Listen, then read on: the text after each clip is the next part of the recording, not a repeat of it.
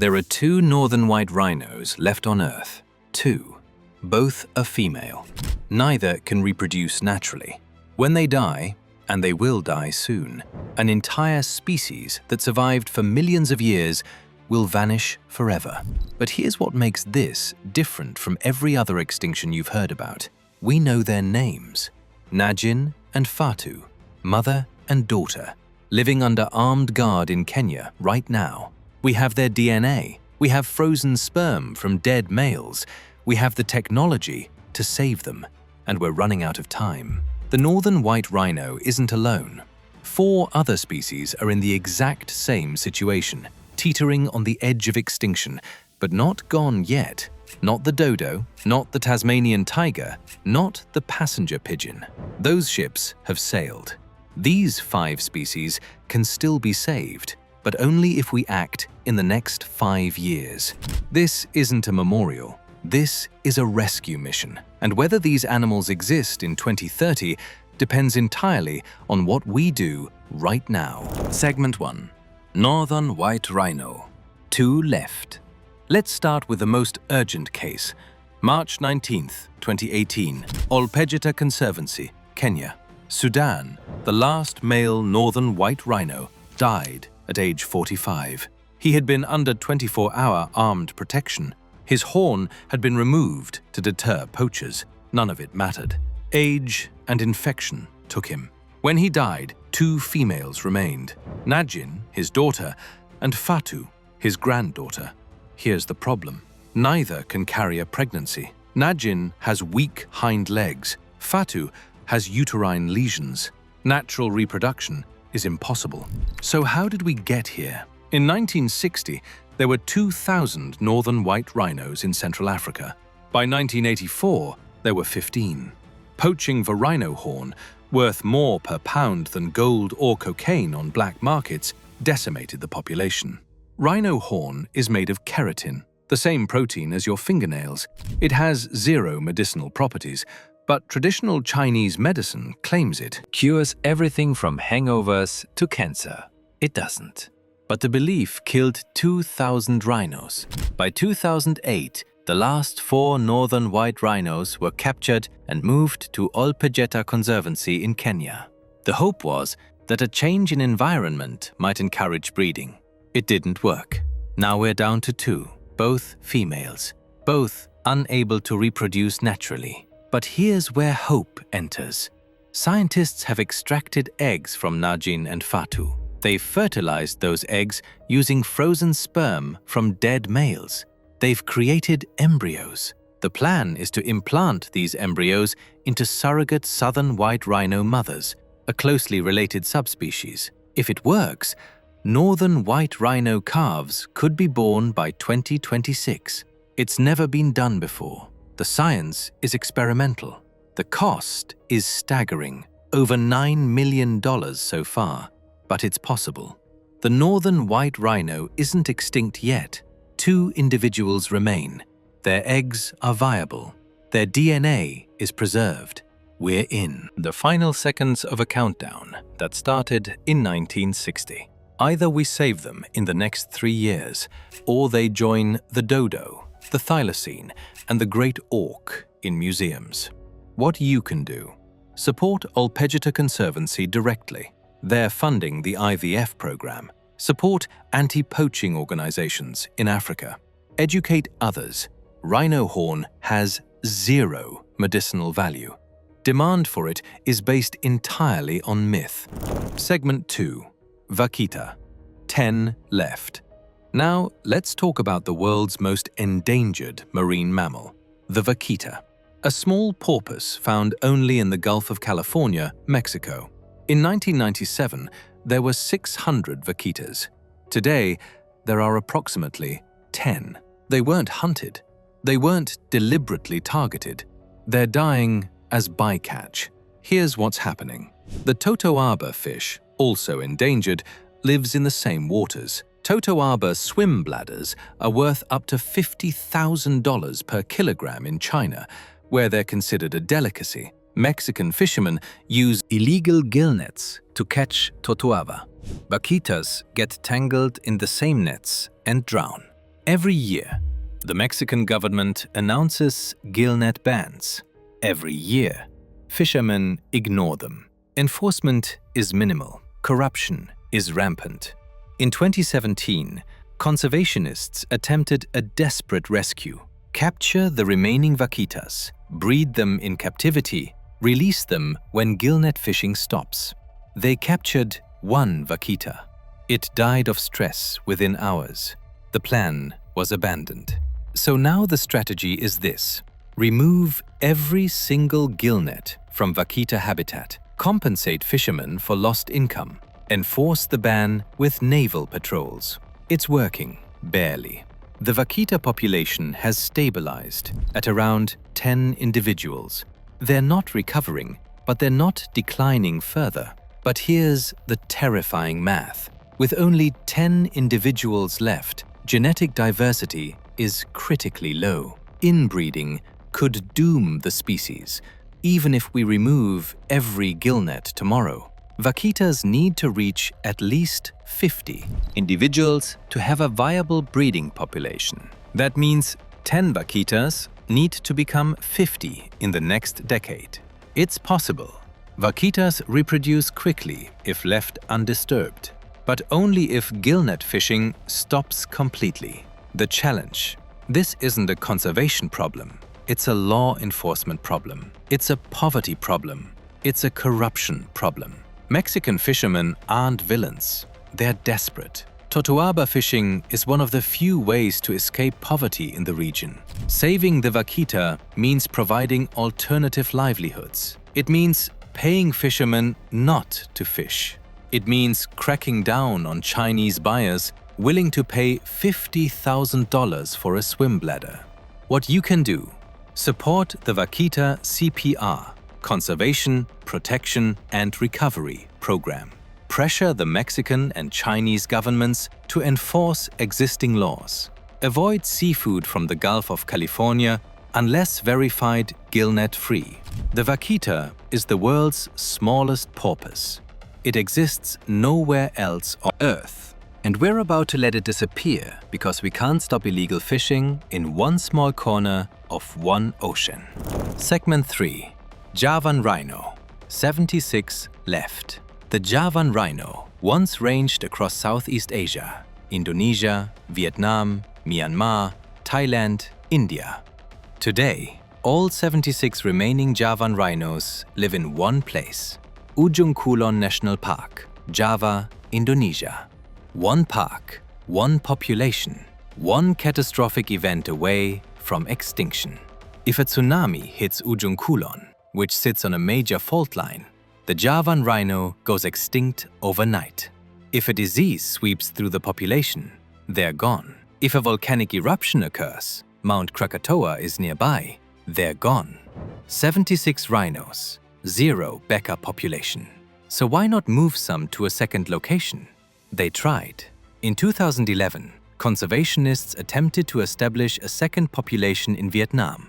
DNA analysis of dung confirmed Javan rhinos still lived there. Then in 2010, the last Vietnamese Javan rhino was found dead, shot, its horn removed. Now Indonesia is the last stand. Here's what's being done. Habitat expansion within Ujung Kulon. The current range can support about 60 rhinos. They're at 76. They need more space. Removal of the invasive orangutan palm, which has overtaken native vegetation that rhinos feed on. Intensive monitoring.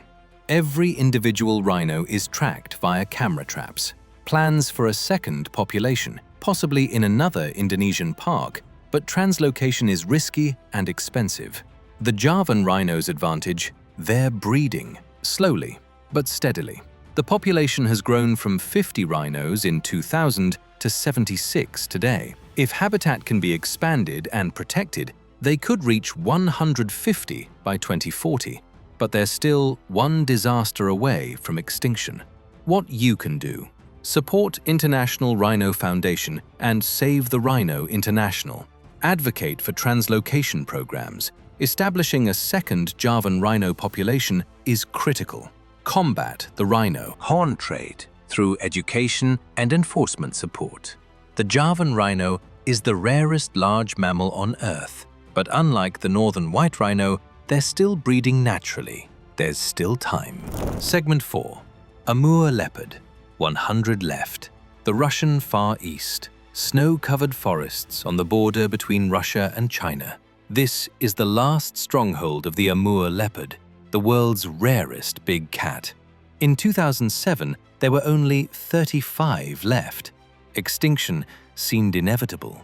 Today, there are approximately 100. This is what success looks like, but it's fragile. The Amur leopard declined for the same reasons as most large predators: habitat loss, prey depletion, poaching, human-wildlife conflict. By the early 2000s, they were confined to a tiny patch of forest in Primorsky Krai, Russia. Their range had shrunk by 95%. Then something changed. In 2012, Russia created Land of the Leopard National Park, specifically for Amur leopard. Conservation. Anti-poaching patrols intensified. Camera traps monitored every individual. Prey populations, deer and wild boar, were restored, and it worked. The Amur leopard population has nearly tripled in 15 years, but 100 individuals is still critically low. They need genetic diversity. They need expanded habitat. They need connection to potential populations in China. Here's the problem. The Russia-China border bisects Amur leopard habitat. Political tensions make cross-border conservation difficult. Chinese Amur leopards, if any remain, can't safely cross into Russia. Russian leopards can't establish new territories in China. The population is trapped. What's being done? Russia and China have established transboundary cooperation for leopard conservation, rare and encouraging. Anti-poaching efforts continue. Every leopard death is investigated. Forest corridors are being restored to connect fragmented habitats. The goal: reach 500 Amur leopards by 2050. That's the minimum viable population for long-term survival. It's achievable. The leopards are breeding. The habitat exists. The political will, tentatively, exists. What you can do: support Amur Leopard and Tiger Alliance, ALTA, and Wildlife Conservation Society, WCS, programs. Pressure fashion industries to eliminate illegal leopard fur trade. The Amur leopard is the only big cat to recover from near extinction in recent history. If we don't screw this up, they'll be one of conservation's greatest success stories.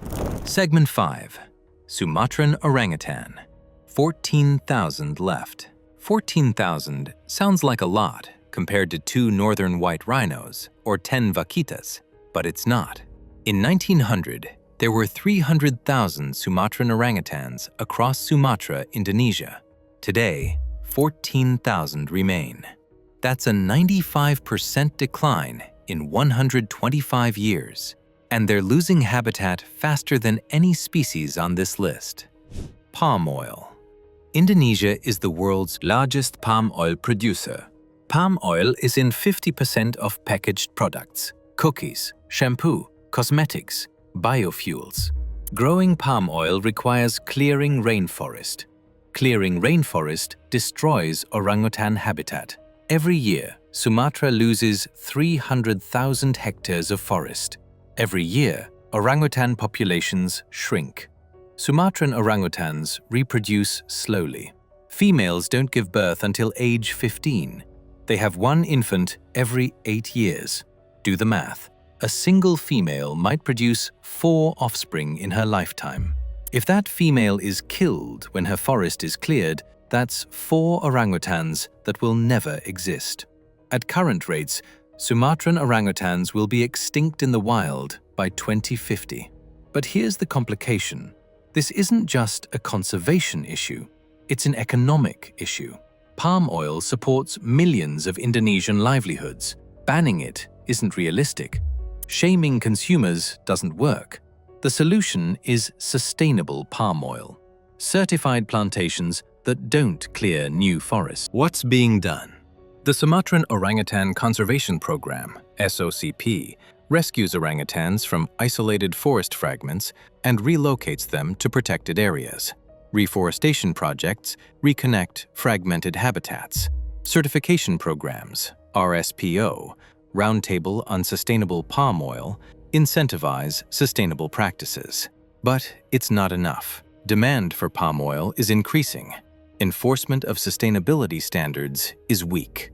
What you can do: check labels. Buy products with RSPO-certified palm oil or palm oil-free alternatives. Support SOCP, Orangutan Foundation International, and Sumatran Orangutan Society. Educate others. Palm oil isn't evil, but unsustainable palm oil is driving extinction.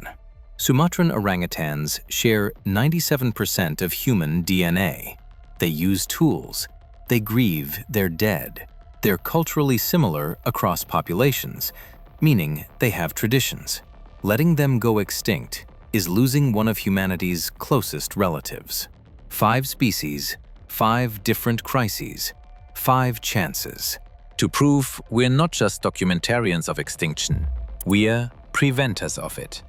The northern white rhino, 2 individuals, cutting-edge science, $9 million, a race against time. The Vaquita, 10 porpoises, gillnet removal, law enforcement, political will. The Javan rhino, 76 animals, habitat expansion, disaster prevention, second population establishment. The Amur leopard, 100 cats, anti-poaching, cross-border cooperation, genetic diversity. The Sumatran orangutan, 14,000, sustainable palm oil, habitat restoration, consumer choices. Every single one is savable. Not easy, not cheap, not guaranteed, but savable. Here's what differentiates these 5 from the dodo, the thylacine, the passenger pigeon. We know exactly what needs to be done. We have the technology. We have the science. We have the organizations. What we don't have is time. The northern white rhino will be functionally extinct within 5 years if IVF doesn't work. The Vaquita will be extinct within 10 years if gillnet fishing continues. The Javan rhino will be extinct if one tsunami hits. The Amur leopard will be extinct if poaching increases. The Sumatran orangutan will be extinct by 2050 if deforestation continues. These aren't hypotheticals. These are projections based on current trends. But here's the thing about projections. They're not destiny. They're warnings. Every species on this list was once abundant. Rhinos by the thousands, vaquitas by the hundreds, orangutans by the hundreds of thousands. We destroyed their populations in a single human lifetime. We can rebuild them in a single human lifetime, but only if we choose to. Future generations will look back at this moment, 2025, and ask, did you know these species were dying? Did you know you could save them? The answer to both questions is yes. The only remaining question is, did you care enough to try? Links to every conservation organization mentioned are in the description. Pick one. Donate, share, act. These 5 animals are going extinct right now, but they don't have to. If this video changed your perspective, subscribe. Next week, animals that died alone as the last of their species. The loneliest deaths in natural history. The Extinction Archive isn't just about remembering what we lost. It's about fighting for what we can still save. These 5 are still here. Let's keep them that way.